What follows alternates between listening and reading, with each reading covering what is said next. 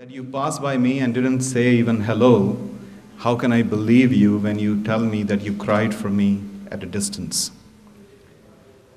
So here comes Kashmir. Is there a story in suffering of Kashmir that we can make it a poster story so people can hear us? People's attention span is so small these days. It's few sentences on Twitter. It is a sound bite on television. I happen to be in agreement with him. Not only that, but I would be saying that perhaps the freedom of Kashmir is not going to be in my lifetime. As we are living in a very arrogant age of international world, and in that context, the people of Kashmir will have to take stock of the situation in a very cool and realistic way. And therefore, we will use the time well, and hopefully we'll have a little time for your questions as well. However, please note that we can be only as effective as you will allow us to be. So if you will pay attention to the speakers from the podium, that will be of great help. No more feel the Kashmiri nationalism in me, but Kashmir is certainly so close to our heart because we have been historically linked. There are so much linkages and relationships between us that we cannot just distance ourselves from Kashmir. It is the highest politicians who can actually sign the documents for an amicable solution. So it's too bad that they can't take part in such fruitful discussions and aid in such a wonderful process and meeting of minds and bridging of values.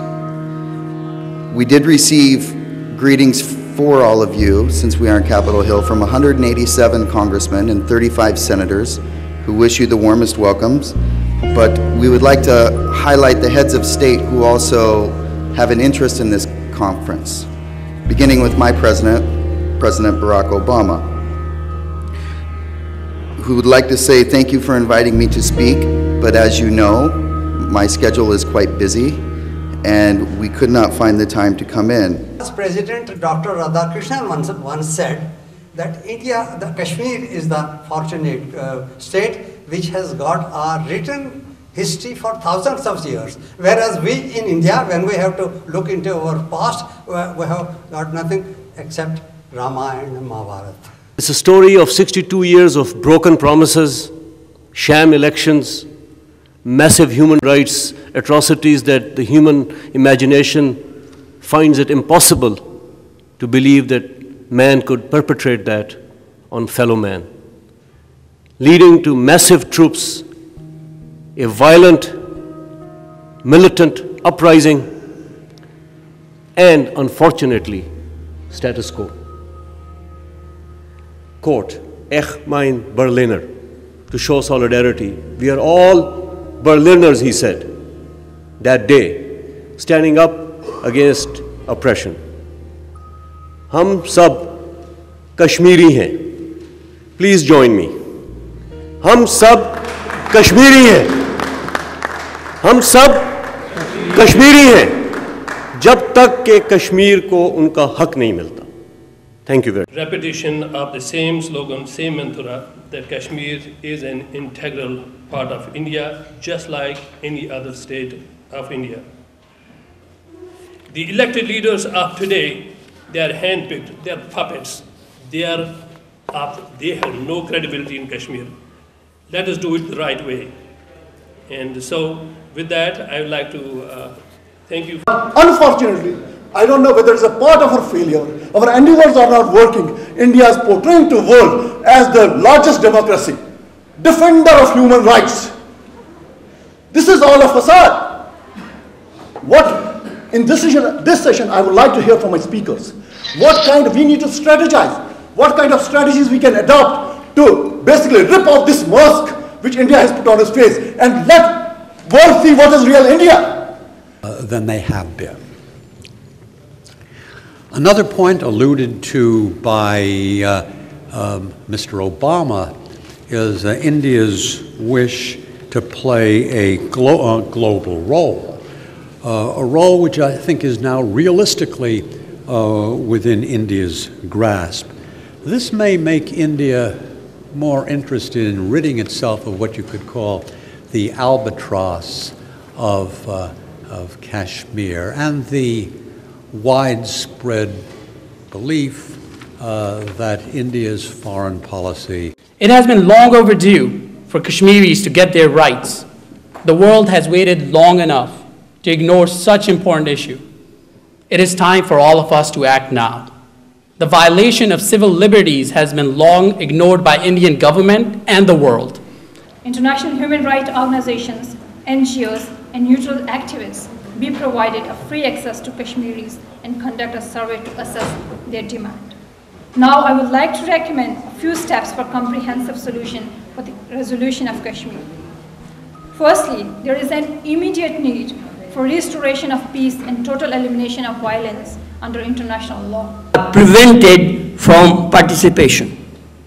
A majority decision is made, and the majority decision must be binding and must be enforced.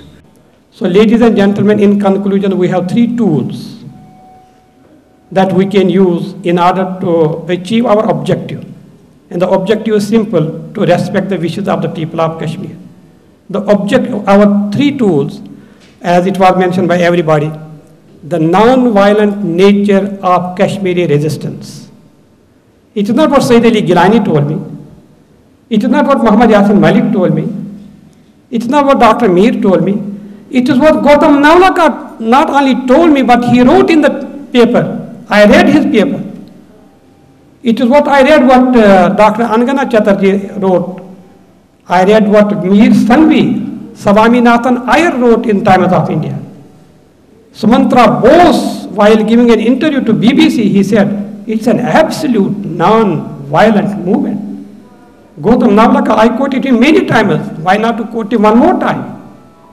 He said 2 things were missing. Here is he. 2 things were missing in this massive processions on the streets of Srinagar. One is the gun, second is the hand of Pakistan.